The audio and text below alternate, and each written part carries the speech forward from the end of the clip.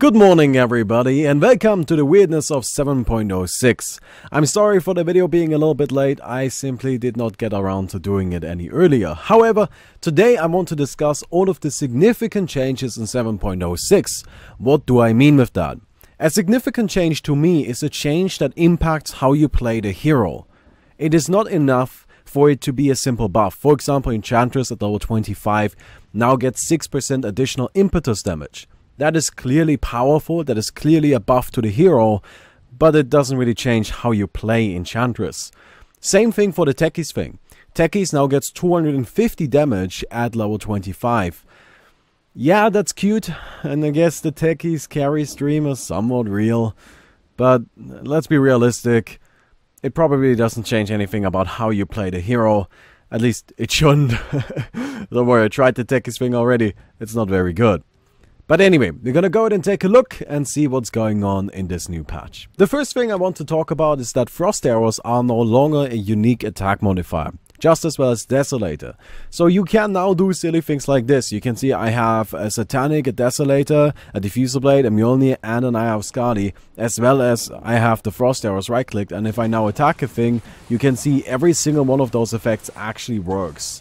Which, that's of course a little bit silly if you think back to like the beginning of Dota where you couldn't stack any of these with each other.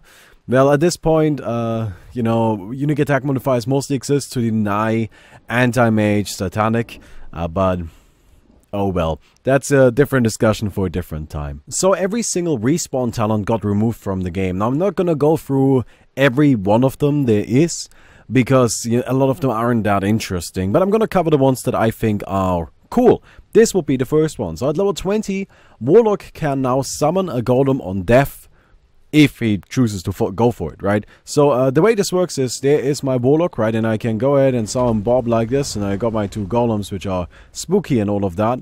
But now I kill him, which may take a minute. Nyx doesn't do that much damage, but there we go.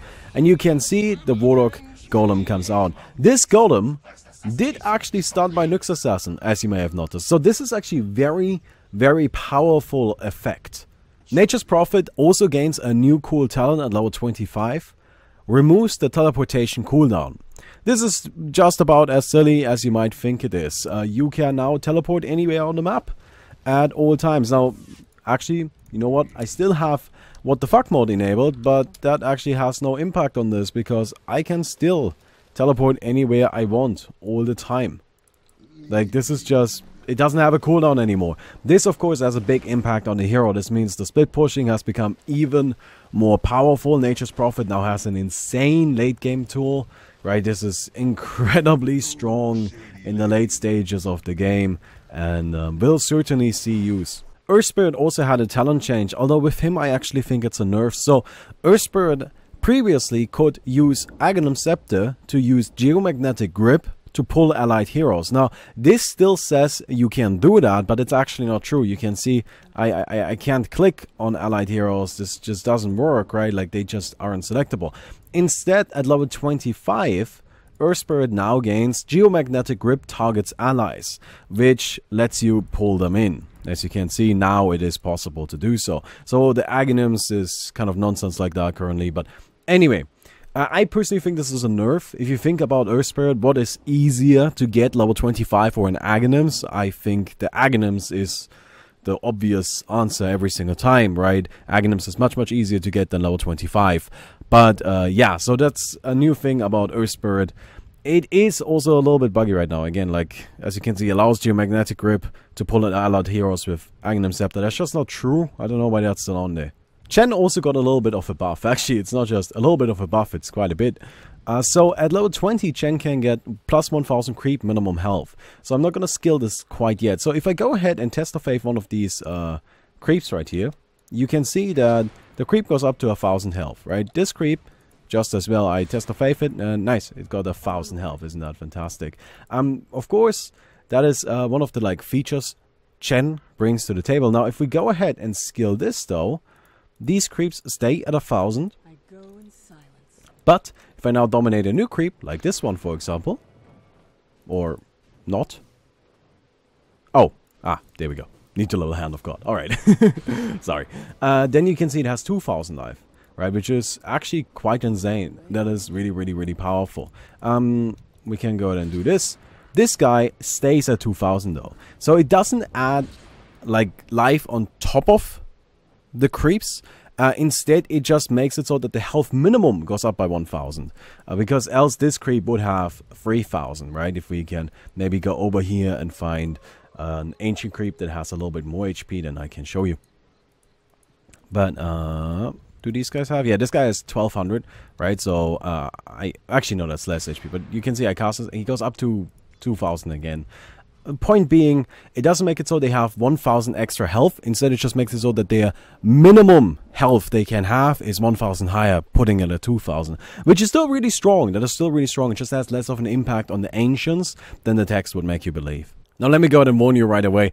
I'll talk a lot about agonyms, but that's because those were some pretty significant changes. Now let's go ahead and talk about Bane. I really like the new Bane agonyms. Makes it so that this Brain Sap has a 1.5 second cooldown, and also it makes it pierce spell immunity. Now Brain Sap was already pure damage, which means that it now pierces spell immunity and of course also deals the damage through spell immunity. Bane also has an amazing talent to go along with this. First of all, he can get 30% experience gain at level 15, which makes it so that he actually has the ability to get to level 25 really consistently. And at level 25, he gains 200 Brain Sap damage / heal. This makes Brain Sap at 500 damage nuke on a 1.5 second cooldown, which is about as ridiculous as you might think it is, right? You can see right here, this hurts, but not quite as bad as this. But it actually has only a 1.5 second cooldown. Let me go down and what the fuck this really quick. Right, but you can see this is just the damage output here is absolutely real. I mean, this unit has a lot of HP, right? This is a 3000 health nukes, and he just doesn't stand much of a chance. On that note, since we have him at conveniently low HP, another new change is that Culling Blade, now if you have agonyms, will apply Battle Hunger to all enemies in a 700 radius. Right, so usually Culling Blade, of course, gave you, like, if you had agonyms, it reduced the cooldown and gave you better kill threshold. But now you do this, and these guys are Battle Hungered. Gives you 2 Battle Hunger charges immediately. Battle Hunger also now reduces damage output by 30%, but only if you have the agonyms. Of course, Axe works pretty well with this, because at level 25 you can get 100 Battle Hunger DPS, which is actually a lot, because it goes from 40 to 140. It's more than 3 times as much, right? It's a crazy amount. Is it 3.5 times as much? It's really, really scary. But from my experience, this one is actually a little bit unreliable. The problem is 700 AoE is not that much, right? It's just not a very big radius there, and that's kind of a problem that makes it really difficult to properly get use out of it. If you do get the proper use out of it, then it is of course very powerful. Something you can also do is you don't actually have to dunk a hero. If you so choose to, you can go ahead and dunk a creep. Right, let me go and just get this over here. Yeah, you can dunk a creep, which will also apply the Battle Hunger to all enemies around your hero, or I guess around the dunked target. But the problem with that, of course, is that now your ultimate is on cooldown. Culling Blade is on cooldown. This is something I see a lot of people suggest as like a way to make this work, but I think that's a terrible idea, because you just put your Culling Blade on cooldown. Who wants to do that? I think you're better off just dunking more people, right? So you can kind of see that people are really like reaching in terms of like trying to make this agonyms work. Now, I personally don't believe in it too much, although if you do get the dream, right, if you do manage to get a good dunk off, you hit like 2 or 3 people with the Battle Hunger afterwards, it is insanely powerful. It's just kind of difficult to pull that off. It may be worth it to get this just because of the damage reduction though. Like 30% damage reduction on a 5-second cooldown ability. And I mean, it also has like different stuff that comes along with it, right? Battle Hunger is really powerful. May actually be worth it on its own. And the fact that it spreads is just a little bit of an extra. Dazzle, Shallow Grave is now an AoE spell. So, we have an AoE, it's pretty big. Cast Shallow Grave, everybody's Shallow Grave. This I personally find, again, of questionable use. I mean, to me this seems like a nerf to Dazzle, I'll be honest with you. Like, the previous Dazzle Agonyms was actually really powerful. It was really, really strong. The minus armor, the bonus armor. Both of those were really powerful. There was a lot of value you got out of it. This right here, yes, I think in certain circumstances it can be absolutely incredible, but most of the time, from my experience, Shallow Grave on one hero is really all you need, right? Like, it's not like it's not like there are two people dying simultaneously that both need Shallow Grave and are right next to each other. The only scenario where that happens is if they get RP'd. In which case, if you do get that Shallow Grave on like 4 heroes, I mean, that's fucking sick, but it's kind of unlikely. So this one is theoretically insanely powerful, but in a more practical sense, I think it's a little unlikely to work. Klings doesn't have a new Aghanim's, however, Death Pact was changed quite a bit. Previously, Death Pact had a short cooldown and a short duration. Now it has a long cooldown and a long duration. That may not seem like a huge deal, but I really think it changes the playstyle of the hero quite a bit, right? Previously, you always needed to like run around and eat a creep. Now what you do with Klings is you eat a creep and then you have 60 seconds to do something. That is kind of interesting. Like, I really think this changes the playstyle of the hero quite a bit, although maybe not, right? I may actually be wrong on this call. Kunkar, his ghost ship now just goes where you target it, which, God, isn't that convenient. Yeah, previously Ghost Ship of course always had that like minimum distance it needed to travel. Now Ghost Ship is just like right in front of you. That's where it goes if you wanted to go there. It will always start 2000 units behind you though, right? So it always starts quite a bit behind you. If we like cast it right in front, you can see like, oh, it comes in from all the way back there. In theory, if you get Aghanims drags enemies along, right? So what you can do with Kunkka is you can like position yourself something, okay, hypothetically speaking, this right here is the enemy base, right? And they are sitting all the way over there. Like, I could, in theory, just position myself like this, cast a boat right in front of me with Aghanims, and then pull them towards us. Which I think is actually, this may be really insane, right? Like, that is super powerful potentially, and something I'm excited to see in action. But no, this is it's kind of an interesting thought, isn't it? But 2000 range away is quite a bit, and it does come out basically instantly, and once you're hit by it, you're gonna be coming along, right? So yeah, and of course it is something that is just, it is not only easier to use, but you just gain more options now, right? Like, when I first saw this change, I discussed it on stream, people were like, well, they made Kunkka easier to play. And while that is true, it also made Kunkka, just strictly speaking, better, right? It just gave him more options, because previously you couldn't really do this. Like, you couldn't cast a boat right in front of you. This is not something Kunkka could do, but now it is possible. And I have already seen scenarios where that exact location definitely made an impact and saved the Kunkka's life. Another thing they added in with the new patch is they made it so that the Urn of Shadows now has a new recipe. It uses an infused raindrop, circlet, ring of protection, and then a recipe, of course, and you end up with an Urn of Shadows. Now, something that I think is a really, really interesting question is whether or not you can use a 1 charge raindrop or a lower charge raindrop than 5 charges to build an Urn of Shadows, right? That's something I personally was really interested in, and let me go ahead and show you, right? Wait, oh, it's on cooldown right now, okay. Oh, I need to unload the fuck, else we'll not lose the charges. Alright, so let me show you, but I can already spoil it. Yes, you can. That does work, right? So you can just use your raindrop. This is what I do quite a bit, actually. I use my raindrop until I have only 1 charge left. Then I put it into my backpack where it will no longer trigger, and then I just build it into an Urn of Shadows from there. Right, but you can see I'm at 2 charges now. I'm gonna do it all the way at 1 to like make sure we're all on the same page here, right? But now I'm gonna unlock combining here, and boom, I got a new Urn of Shadows with no downside, right? It's just an Urn of Shadows. It's the same item. So yeah, that's definitely something you can do. That's definitely something you should do. It's pretty powerful, right? It's like a nice little thing. You get the raindrop early on. You just treat it as a 4 charge item, and then you later combine it into the urn. Magnus also got a new Aghanims. I think this one is mostly because they were worried about his old Aghanims being a little bit on the stronger side, and the hero is already so good. But it now makes it so that his shockwave returns after firing it.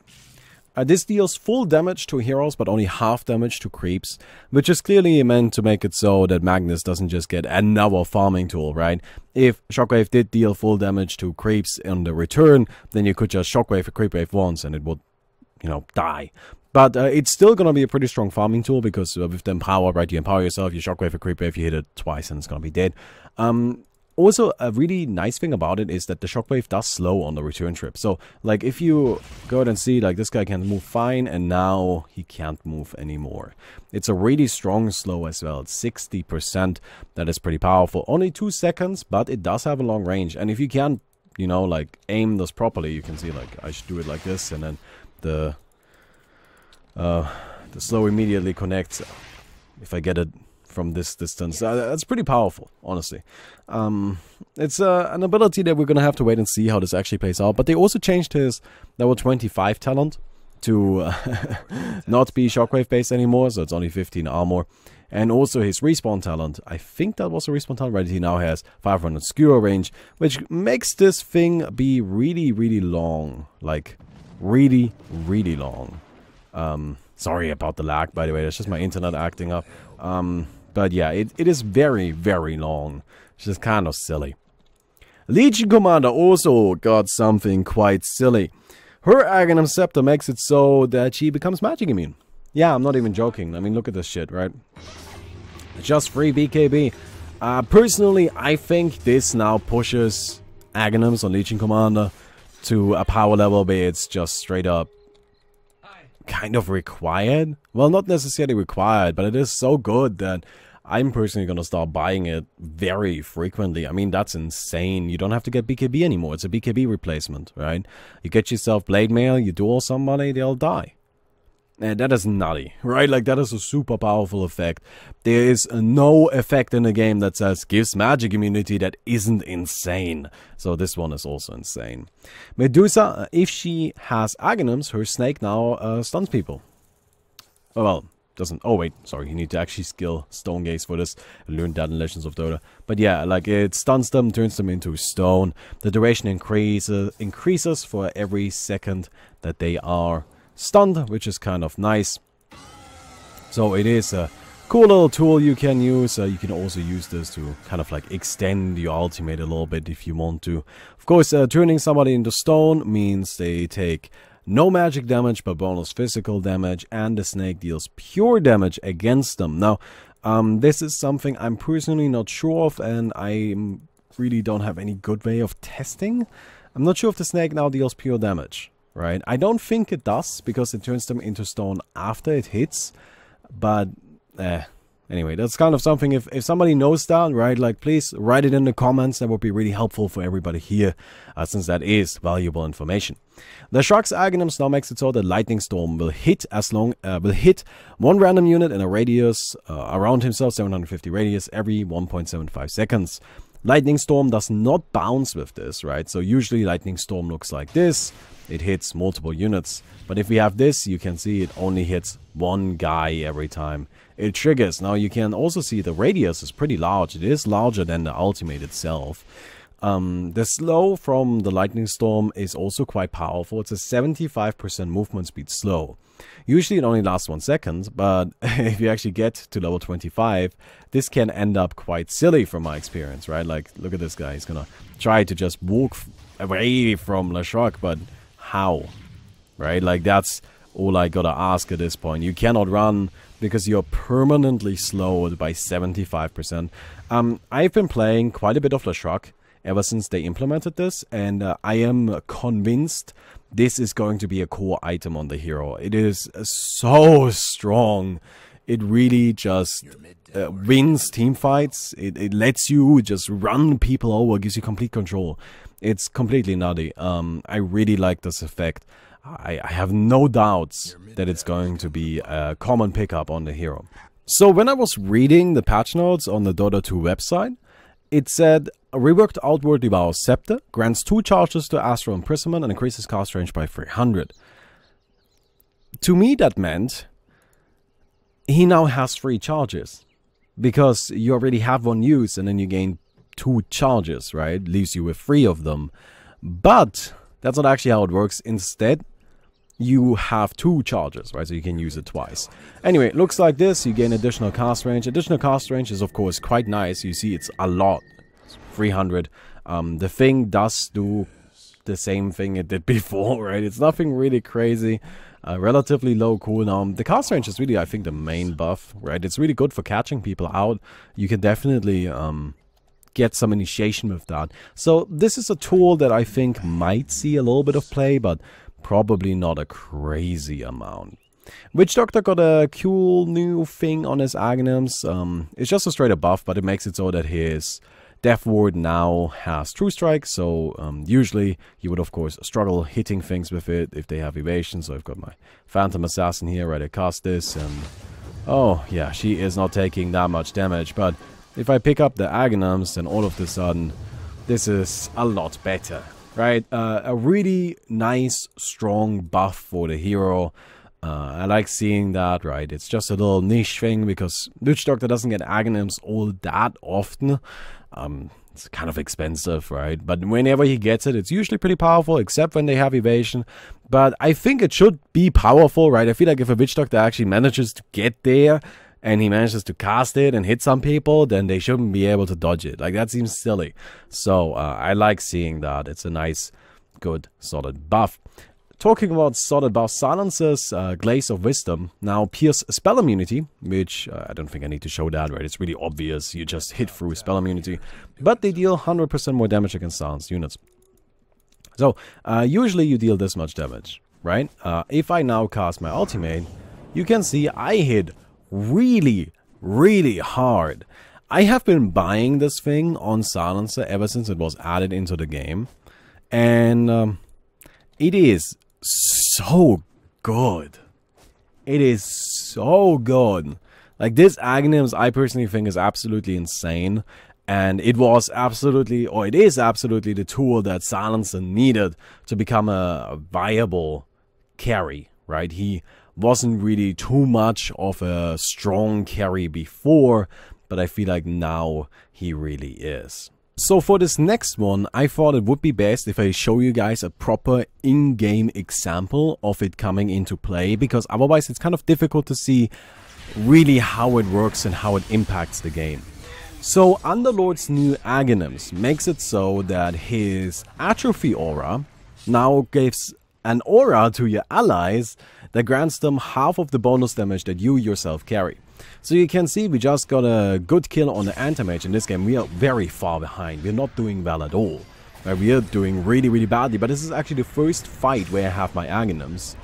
My team jumps forward and you can see they're actually just hitting so hard.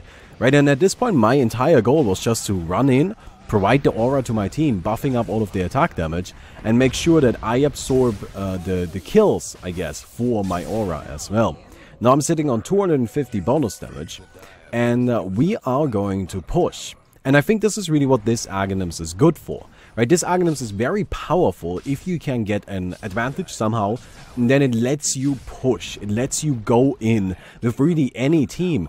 Our team doesn't have a lot of physical damage, right? It's actually a problem we had going into this match. But right now I am providing those three heroes 120 extra damage each. Actually, it is going up every single time we kill a creep wave, we get a hero kill, right? It's just getting more and more and more, and the tower goes down and we start pushing the barracks here. This Aghanims I personally find to be situationally insane. Right, like in certain situations, this Aghanims effect is going to be absolutely nuts. And as you can see right there, we just run in, take the barracks super quick, and then that's it. I teleport home. So I really like this one, although it's not going to be powerful in every game, because if you are behind and if you don't have a lot of right clickers, then it's actually not really that useful. However, in a situation like I just showed you, it's actually just completely nutty, right? So I do like this one quite a bit. That sums it up for the Aghanims effects. Queen of Pain got a cool level 25 talent, makes it so that Shadow Strike now has a 550 AoE. Now this is not an AoE that you can select, instead you click on a guy and then it has an AoE around that target, which is already pretty powerful. Now you can see there's one Shadow Strike going over there into the shadows, right? That's because Shadow Strike does actually hit even though you don't have vision. Which I think is actually really significant, right? That makes it quite a bit better than it would otherwise be. I feel like maybe Valve finally did it. They finally found a talent that may possibly be worth skilling over 70% spell lifesteal. But I doubt it. Right, I doubt anybody's gonna stop skilling 70% spell lifesteal just because people really like that one. This one is pretty powerful though, right? As you can see, it's just a pretty big AoE and it hits through Fog of War, so that's kind of nice. Talking about hitting through Fog of War, previously with Life Drain, you lost vision on people if they, or like, well, it stopped if you lost vision on people. It doesn't do that anymore. However, Pugna did sacrifice a whole bunch of range for it, which makes it really problematic, I guess. But yeah, so you can see now I can walk into the Fog of War and Pugna just continues to see what's going on. It is definitely nice. I personally think this is a buff. Like, as somebody that plays a disturbing amount of carry Pugna, I can tell you there's nothing more frustrating than trying to life drain people and they just run away, right? With this, that's going to be less possible.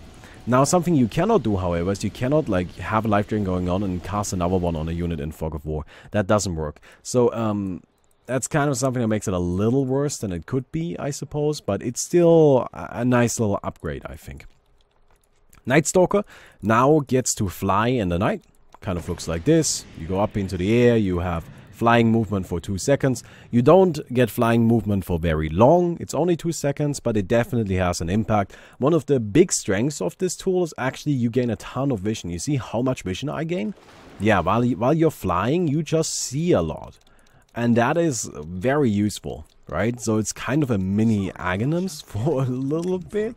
Not really, of course, but it is powerful. I just played a Night Stalker game, and this has definitely come in quite handy. Sven now gets up to 40 bonus strength from his ultimate. The bonus damage overall is lower, but again, he gets bonus strength. This is just a buff to the hero. I don't even know what else to say, right? You activate this, you gain 800 life. You gain a ton of damage. It is really, really strong. Super powerful. Sven is already, like, I think he's currently the hero with the highest win rate in the game. I believe the last number I know is 57%, which is insane. And across all skill ratings too, right? So, yeah, Sven is really strong now. And, no, because he got additional strength, get it? No, but he's really strong now. And this is a very powerful upgrade. And last, Monkey King. The poor guy got nerfed again, and hard this time. I would be surprised if he survives this nerf. But a tree dance now no longer gives flying vision while jumping around the place, which is a really significant downgrade, as you can see, right? This really matters. Like, this is a big deal. But other things that also matter is Wukong's command no longer gives him bonus damage, instead gives him bonus armor. It doesn't give bonus armor to allies, so you can see I cast Wukong's command here. These guys don't get any, it's only on my hero. Which it is a good amount on my hero, absolutely, but it's just, man, the damage was really nice. And you cannot bash with Wukong's command anymore. It's just not something that's possible.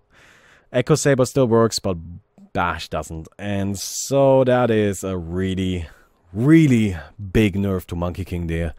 The poor guy did not make it past the patch, in my opinion. But yeah, I think it's really just a matter of time before people realize that Monkey King isn't really that strong anymore.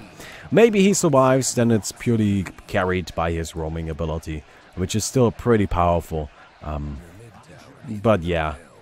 So anyway, that about sums it up. I hope you guys enjoyed the video. Right? If you did enjoy it, and please don't forget to leave a rating on the video, we'll definitely appreciate that. Again, sorry about the lag throughout the video, but my internet is being terrible right now. I tried a local host, it didn't work either, so we just have to deal with it. I hope it wasn't too bad. Anyway, I hope to see you guys tomorrow, and goodbye.